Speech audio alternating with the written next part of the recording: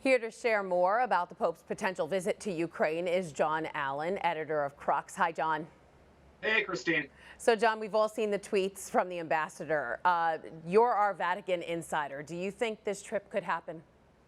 The way I would look at it, Christine, is that these tweets are, in a sense, just another step in the dance that's been going on about this trip for almost 6 months, really since the Russian invasion of Ukraine began in late February.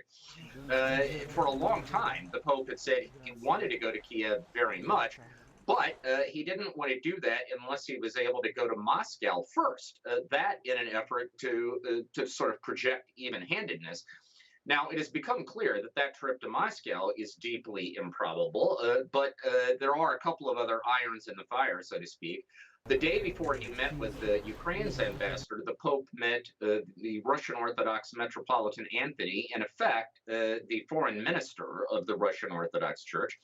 And it now emerges that if he makes this trip to Kiev, it will likely come just before he goes to Kazakhstan in mid-September, where he is expected to meet Russian Orthodox Patriarch Kirill. Let me try to bottom line this for you. The Pope very much wants to go to Kiev. I think the trip is going to happen, but they're looking for a modality that doesn't give the Russians the impression that the Vatican is choosing sides.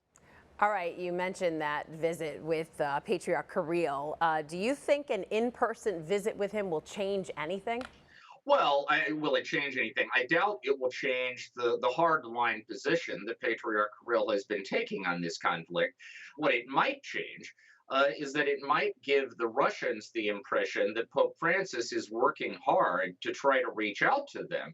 And in so doing, give him some capacity to operate around or behind the scenes to at least affect some change around the edges. That is, he may not be able to wave a magic wand and get Russia to withdraw from Ukraine. He might be able to put some pressure on, for instance, to open humanitarian corridors to get relief to the people who need it and to let others get out. That alone would mark remarkable progress, and I think that's the kind of thing that Pope Francis is hoping that a meeting like that could produce. All right, the war is ongoing. There are even threats of a nuclear disaster in Ukraine. How dangerous would this visit be? I mean, is it safe for the Pope to head there right now? Look, are there security risks involved in the Pope traveling to Kiev? Sure. And we should add that it's also another burden on an 85-year-old pontiff who was already struggling with osteoarthritis of the right knee that's forced him to cause a couple of other international journeys. But on the other hand, Kiev has already demonstrated its capacity to safely host virtually every other Western leader of note.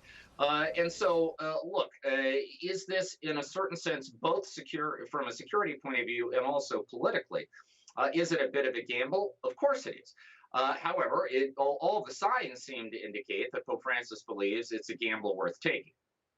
All right, we'll have to wait and see if he heads there. John Allen, editor of Crux, thanks so much for joining us.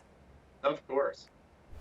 Hi, I'm Christine Persichetti, anchor of Currents News. If you like what you saw, please hit the like button on this video. And if you want to see more content just like it, subscribe and click on the bell for notifications.